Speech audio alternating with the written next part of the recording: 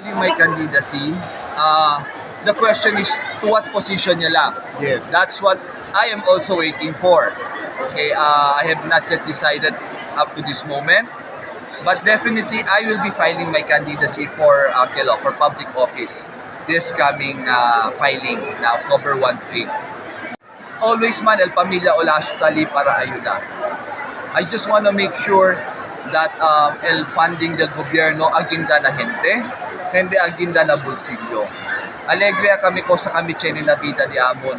Di man kami tas piramas, kaya pa kumoko sa mga otro. One thing in life that I always say that I have found that sila is sila contentment. That's the first thing you have to find. After you find contentment, ay daya to kung dito yung mga akelo, talopidientes. Kay hindi man to pirmita-mita sila, pwede bila dito pamilya lang. The surroundings should also be helped. Kay si dito yung kwerpo lang kung pirmita-mira, nanway ko sa pasa, kung di ato mga bibientes. Onde man nyo as engrandam yung anak. Mayo plano kung yung mga anak liba na Manila para alya silang kinagrande. Kero aki sila kinagrande na Zamboanga, ay akitamin nyo ya engranda. So akitamin nyo muriche de dia. Pero si congressman right now, he's taking to Congress. But things can still change. Okay? It depends upon the situation that we're looking into. I cannot dictate what my brother would want to pursue for next year's elections. However, sige kami po sa El Pulso del Gente. O sa El Gente Tapidi, we will give it to them. That's gonna weigh more on LDC decision, the way I view things right now.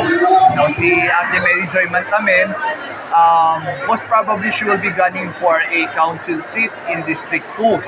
Kay di alyak at Mantamen dis yung mga pamilya. And we're hoping she will be supported kami para pwede kami kontinua and when servisyo i-alegria del pamilya o las natali na todos. Problems that we have right now is the flooding, that's number one. SEO man focus. Actually, we already have plans, me and the congressman shall discuss how to mitigate the flooding problems in Zamboanga City. Let's say in District 1, Naguso, Chenia kami ang plan niya actually to be funded next year, hopefully, El Aquelo, mga drainage systems, grande kay Manri Channel kami El Rio de San Jose Gusu.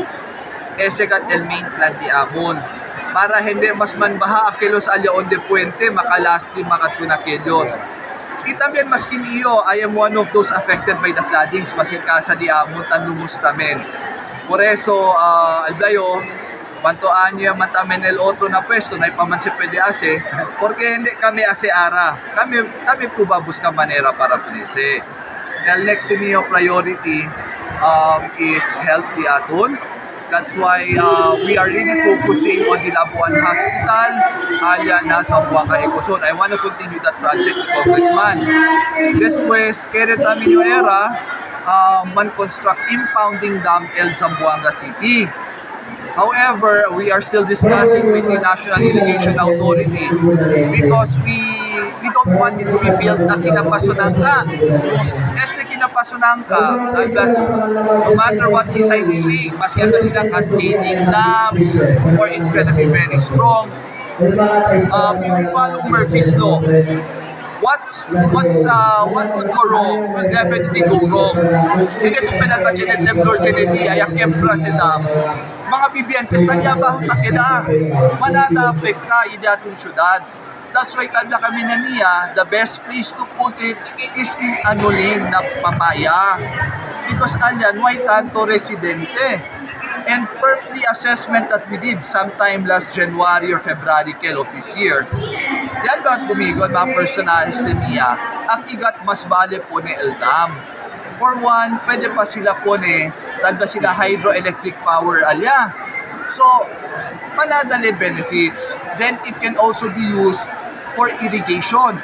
Kay taliman, di aton mga farmlands, di aton mga rice field, tali na Costa Westel, Otro. So, tanda sila puntos-puntos lang. Ali na Anuling, bueno po ni El Diato impounding dam. Para Liga Tiempo de El Nino, Hindi a ustedes necesita esperar liga el agua at adali si kana Congressman Timmer Olaso para ayuda na vivientes. Okay. The mega evacuation center kasi, as far as I know, it is a huge budget for it to be finished. And I do understand the city government. I'm not sure how they prioritize their budget. It depends kasi kenta sinta, si pakilaya sila man budget.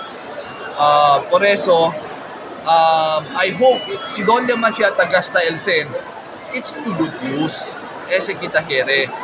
Kay, we really need to focus on that also.